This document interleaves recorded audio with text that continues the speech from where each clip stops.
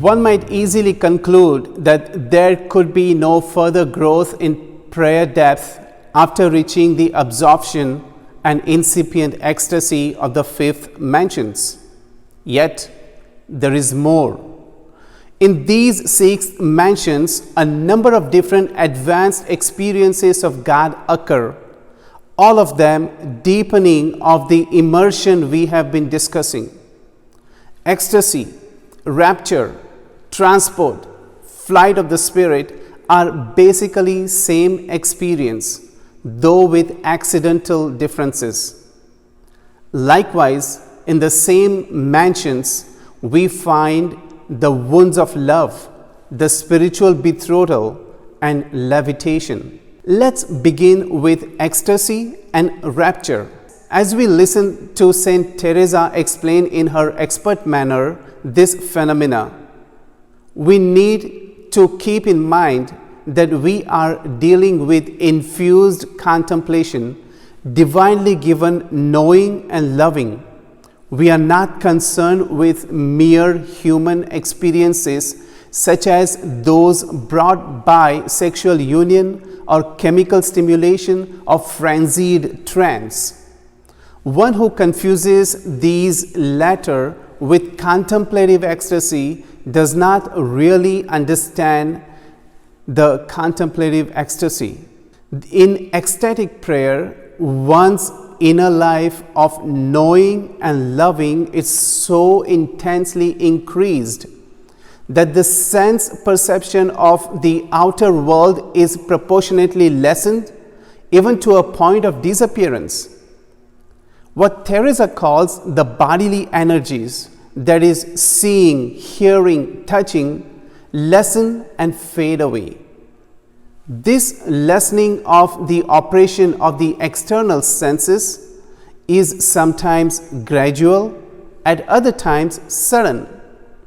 Saint Teresa speaks of these powers being lost at once and rapidly. One can scarcely move the hands, the eye closed, or if one can keep them open, almost nothing is seen. One cannot speak or form words because there is not strength for it. Saint Teresa says, the body was left so light that all its weight was gone. And sometimes this feeling reached such a point that I almost didn't know how to put my feet on the ground.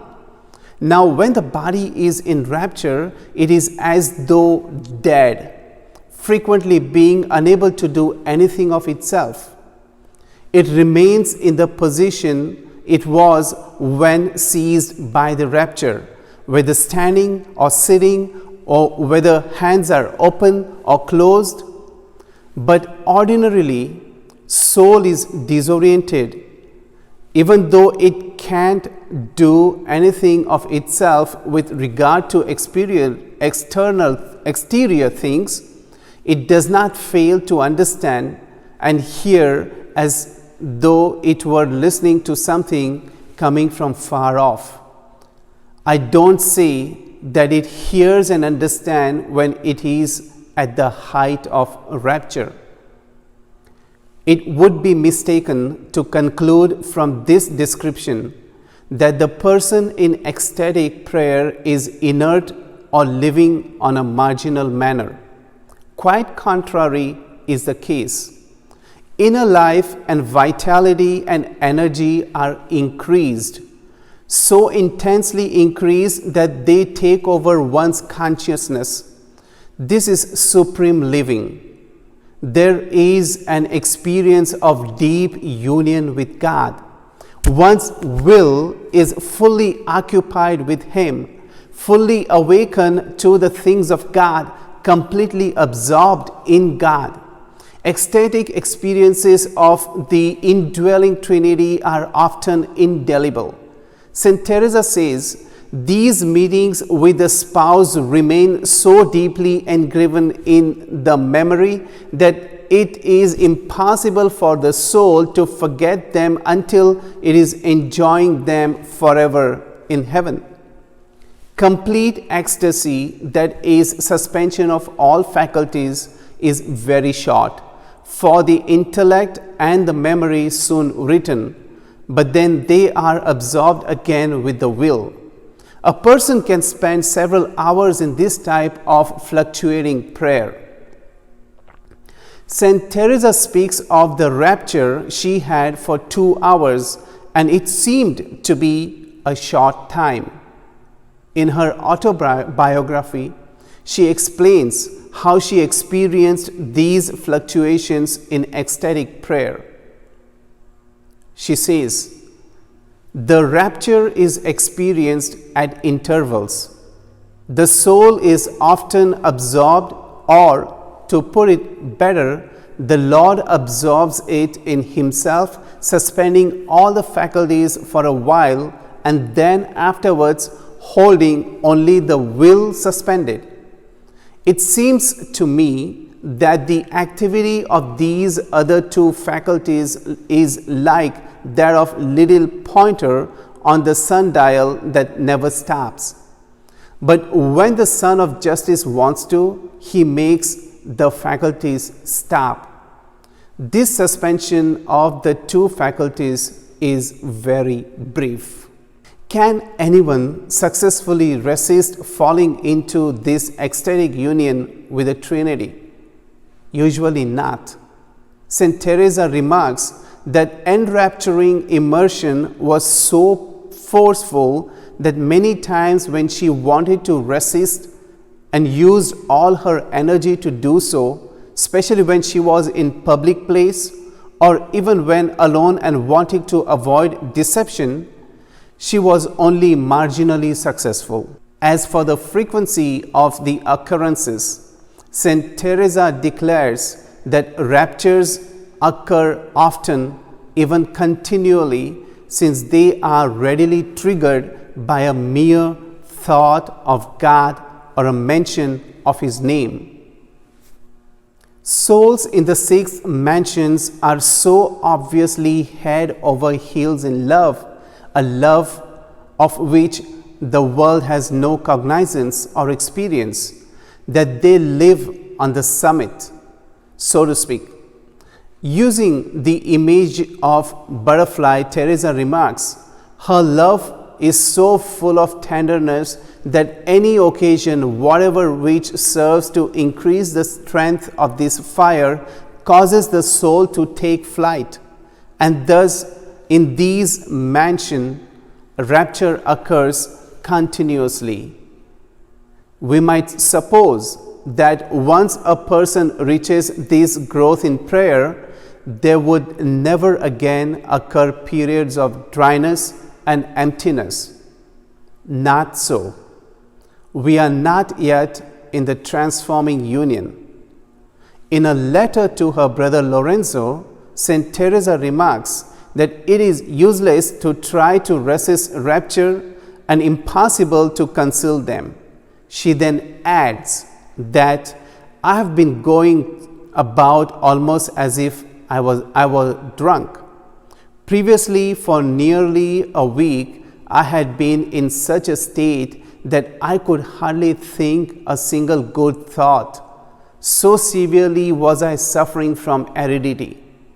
This drastic change from inebriatingly delightful immersion in beauty to dry emptiness surprises only those who do not understand fluctuations of infused prayer, short of seventh mansions.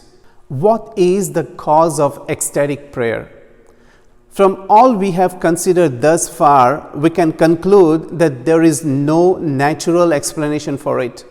We see this, for example, in the fact that Teresa often experienced her raptures while she was engaged in business matters.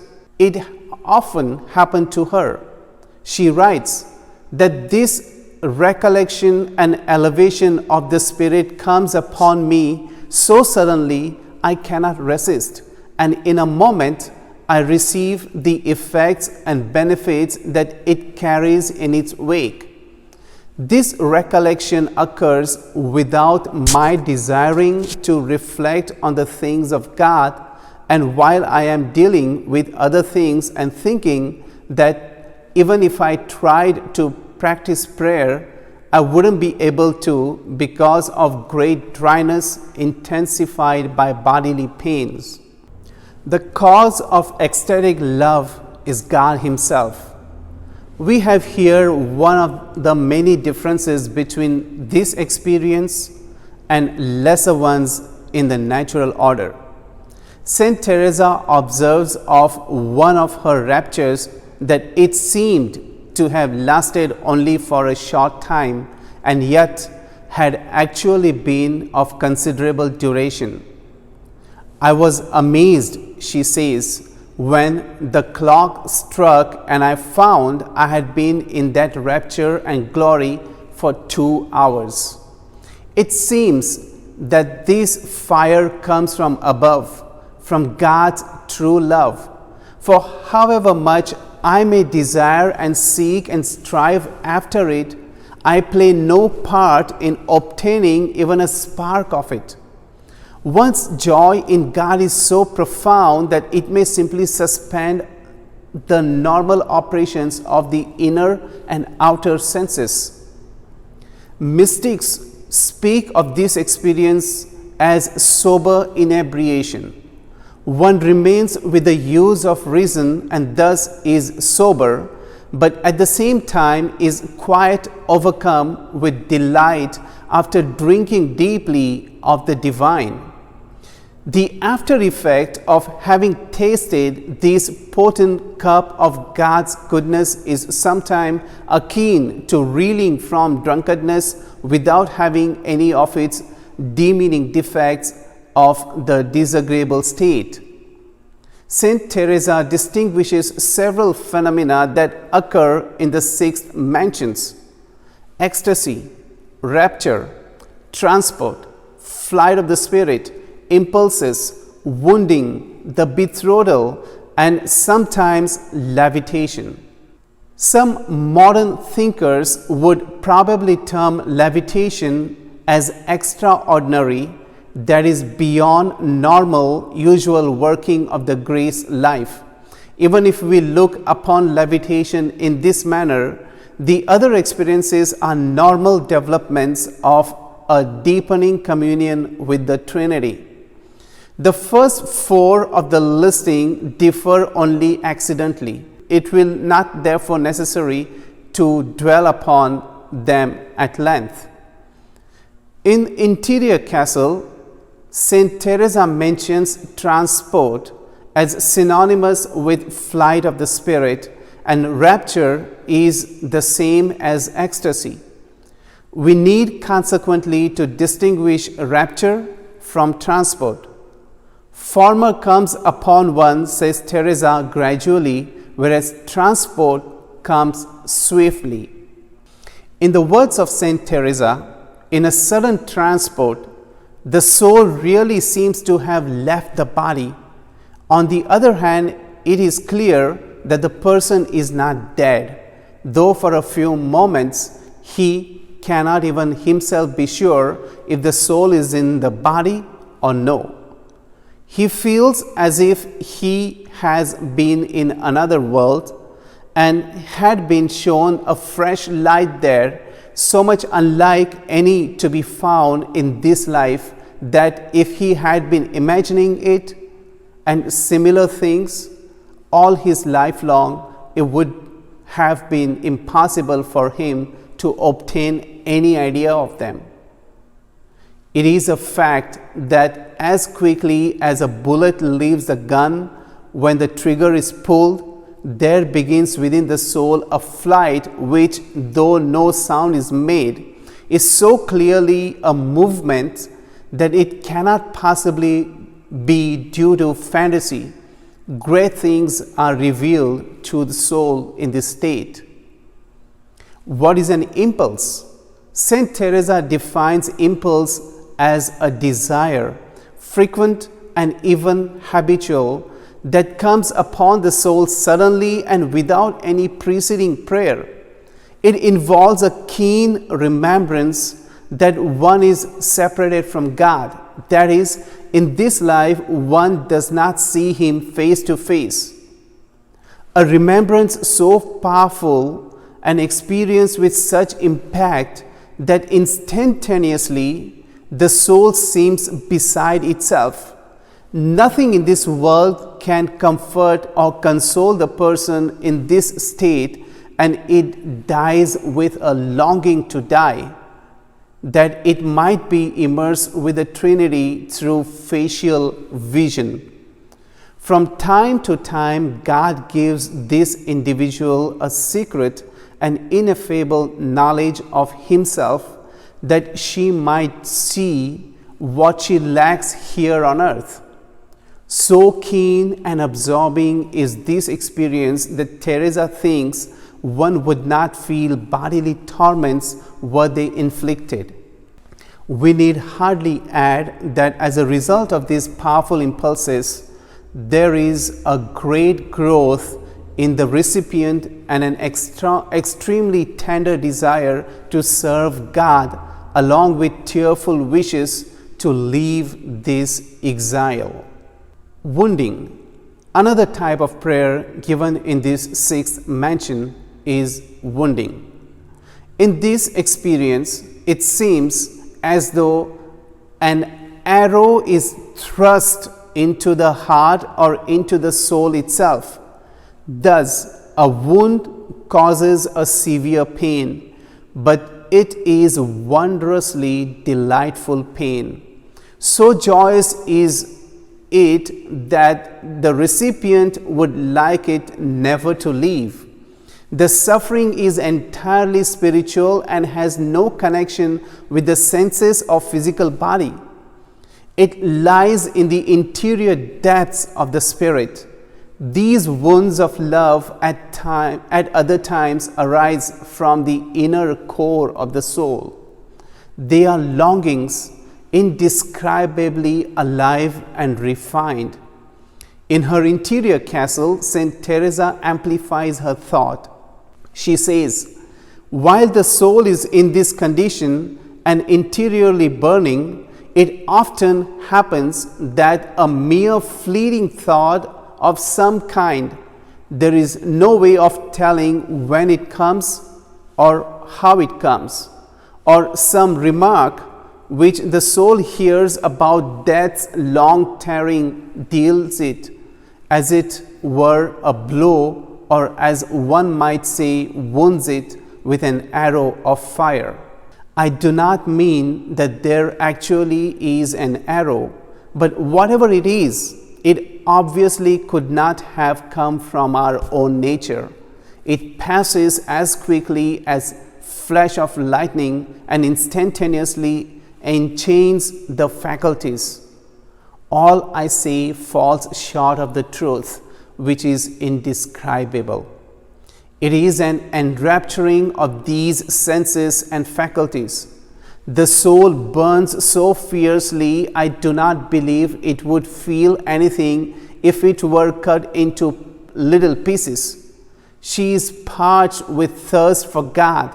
It is well that great things should cause great deal, especially if the soul can be purified by suffering and enabled to enter the seventh mansions.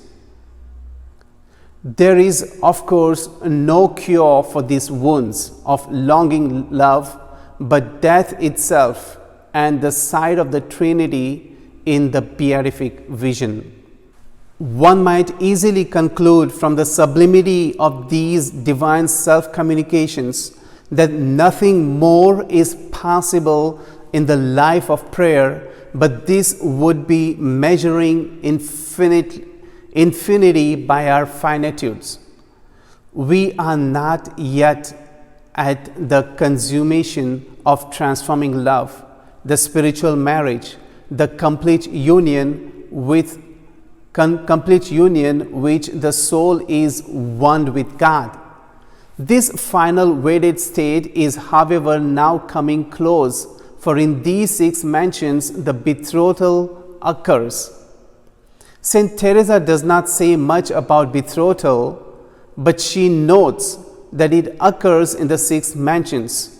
It is true that she also says that during rapture, the soul becomes a bride, but she probably means only in the sense of engagement, because when she comes to deal with the spiritual marriage, she distinguishes it from the betrothal.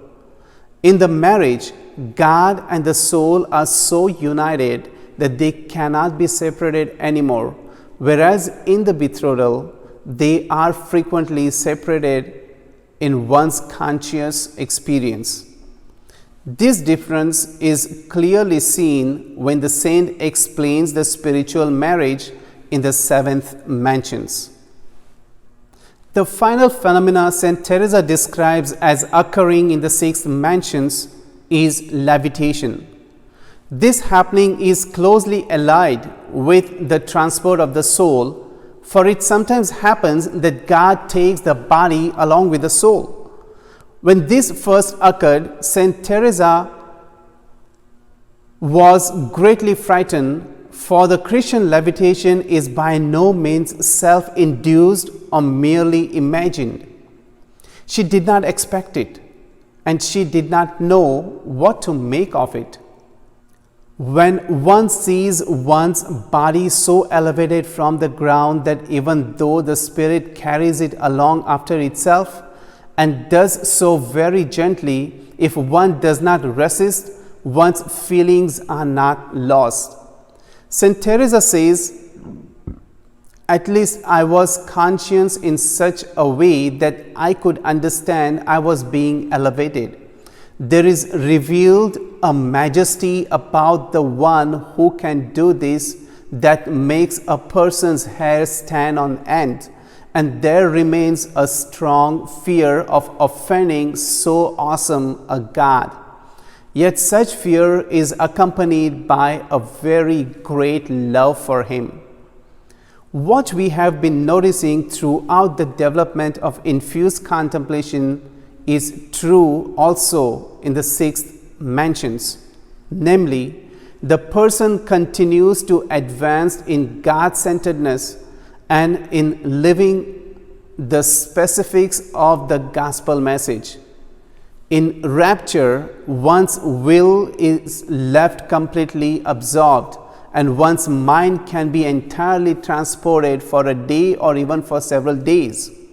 Ecstatic prayer causes no physical harm and actually improves one's health. The whole person is regenerated. Frequently, the body is made healthy and stronger, for it was really sick and full of great sufferings, because something wonderful is given to it in that prayer. The Lord sometimes desires, as I say, that the body enjoy it, since the body is now obedient to what the soul desires. After the soul's return to itself, if the rapture had been intense, it goes about for a day or two or even 3 with the faculties absorbed, or as though stupefied, it seemed to be outside itself. After prayer of such intensity, understandably enough, there are no attachments to anything created, no pleasure seeking in worldly things. One who so completely has the best feels no attraction or need for the least. As a matter of fact, life on earth, surrounded as it is with dull trifles, becomes great burden. The soul's situation is much like that of a man madly in love with a woman of his dreams. He finds burdensome, even frustrating, the mundane daily duties that keep him from her. The soul in the sixth mansions is this man in love. Its consciousness and speech are completely centered on the beloved. There are ardent and permanent desires to be used in any way for promotion of the divine kingdom. There are experiences of opposite drives to solitude with the Lord in prayer and to plunging into the world to proclaim Him far and wide. And all of his growth is accompanied with genuine humility. For in this lofty prayer, the soul sees clearly not only major defects, but also even tiny specks of dust, no matter how small, because the sun is very bright. In this mansion, true humility is gained so that the soul does not care at all about saying good things of itself, nor that others say to them. All the good it possesses is directed to God. Surprising though it may seem, as the person continues to advance in prayer, raptures cease. The reason for this was that at the beginning, all that God gave her to perceive and understand as they were supernatural was strange to her and caused her great amazement. And this amazement resulted in her being carried away and unconscious in an excessive pleasure that her soul experienced within her. Now as she was more experienced, she enjoyed it more and it made less noise because she was more used to the great experiences God gave her.